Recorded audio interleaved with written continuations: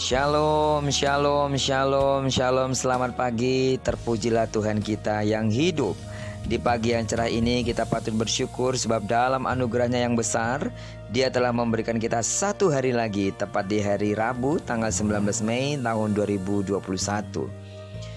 Tetaplah percaya bahwa sebagaimana Tuhan telah memberkati tidur nyenyak kita sepanjang malam ini, maka kita percaya bahwa sepanjang hari ini sampai terbenamnya matahari di tanggal 19 Mei ini, Tuhan akan terus menyatakan kuasa namanya sebagai Allah yang menyertai, melindungi, dan memberkati kita. Amin.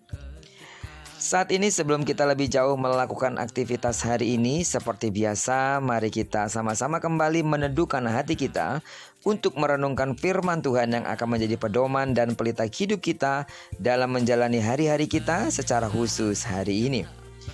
Perenungan kita akan tetap kita ambil dari pembacaan 27 hari bersama kitab Imamat.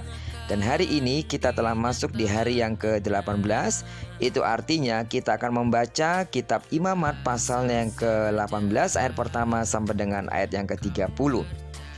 Saya percaya saudara akan dan mungkin telah membaca keseluruhan pasal ini.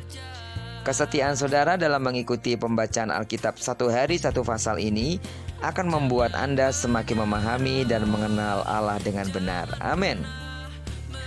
Baiklah, sebagai pengantar renungan kita hari ini, saya akan coba bacakan untuk kita semua ayat yang pertama sampai dengan ayatnya yang kelima. Judul perikopnya adalah Kudusnya Perkawinan.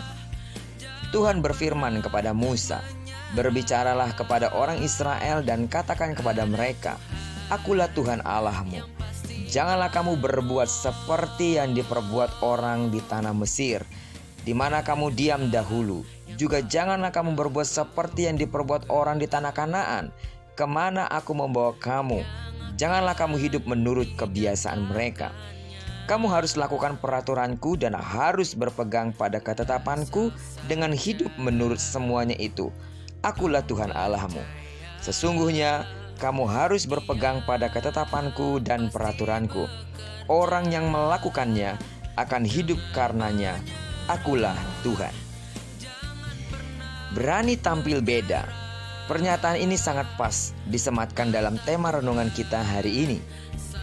Dalam bacaan Alkitab kita saat ini, kita melihat kondisi bangsa Israel yang sedang diproses oleh Tuhan.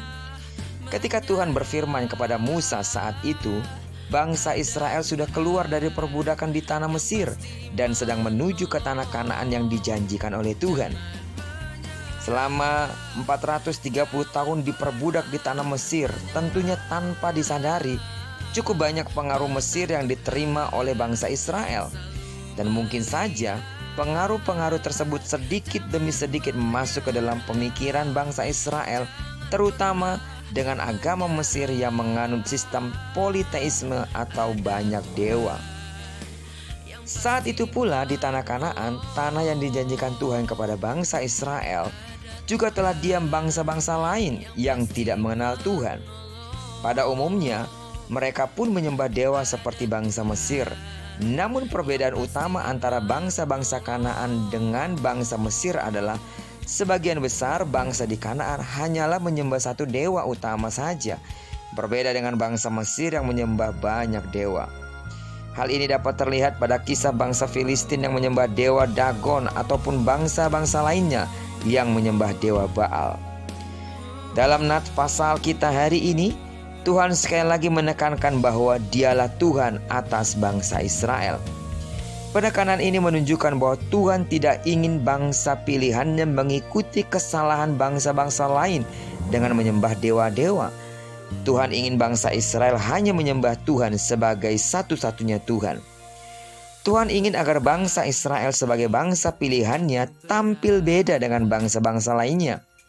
Tampil beda di sini tentu saja berkaitan dengan iman mereka kepada Tuhan yang tercermin dari kehidupan agamawi mereka. Dalam ayat yang keempat, Tuhan menekankan bahwa bangsa Israel tidak boleh meniru gaya hidup dahulu ketika mereka masih berada di Mesir, dan juga tidak boleh meniru gaya hidup bangsa-bangsa Kanaan, tempat di mana mereka akan tinggal selanjutnya. Tuhan tidak ingin bangsa Israel mengikuti kebiasaan-kebiasaan orang-orang yang tidak mengenal Tuhan. Satu-satunya keinginan Tuhan adalah agar bangsa Israel melakukan peraturan-peraturan yang Tuhan berikan dan juga berpegang pada ketetapan-ketetapan yang Tuhan berikan. Mungkin kehidupan kita saat ini seperti bangsa Israel, di mana kebanyakan orang di sekitar kita memiliki gaya hidup dan kebiasaan yang tidak sesuai dengan iman kita. Banyak hal-hal yang Alkitab terang-terangan menyatakan sebagai dosa, tetapi di zaman akhir ini dianggap sebagai hal yang biasa. Saat kita dihadapkan dalam kondisi seperti itu, bagaimana dengan reaksi kita? Mampukah kita tampil berbeda dan tidak mengikuti kebiasaan orang lain yang jelas-jelas bertentangan dengan firman Tuhan? Ingat janji Tuhan, bahwa ketika kita memilih untuk berpegang pada ketetapan dan peraturan Tuhan, maka Tuhan akan memberikan kehidupan kepada kita. Amin. Kehidupan tersebut tidak hanya berarti kehidupan yang kita alami di dunia ini, tetapi juga kehidupan kekal di sorga yang Tuhan sudah sediakan buat kita. Sekali lagi sidang jemaat Tuhan yang saya kasih di dalam nama Tuhan Yesus, mari belajar dan berupaya dengan kekuatan Allah untuk berbeda dengan orang lain. Jika tetanggamu, jika keluargamu mungkin mereka melakukan hal-hal yang tidak benar di hadapan Tuhan, rekan sekerja kita, jangan pernah ikutin. Karena yang Tuhan mau, Anda harus tampil beda. Berbeda dari cara berpikir, berbeda dari cara bersikap, berbeda dari cara berbuat, dan berbeda dari cara berbicara, berbeda dengan dunia ini. Perbedaan itu nyata ketika kita melakukan hal yang benar, sesuai dengan tuntunan dan arahan Tuhan. Itu sebabnya diperlukan bagi kita untuk terus setia mendengarkan firman Tuhan. Ketika firman Tuhan dinyatakan, kita tahu apa yang harus kita lakukan sehingga kita berbeda dengan dunia. Terpujilah nama Tuhan. Diberkatilah kita dalam perenungan kita hari ini, dan diberkatilah pula kita sepanjang hari ini. Apa yang dijanjikannya tergenapi dalam diri kita, bahwa apa yang diperbuat tangan kanan dan tangan kiri kita dibuatnya berhasil. Kemanapun kaki kanan kaki kiri kita melangkah, di sana kemuliaannya akan dinyatakan. Diberkatilah kita bersama dengan orang-orang yang kita kasihi, serta bersama dengan orang-orang yang kita cintai. Terpujilah nama Tuhan. Shalom.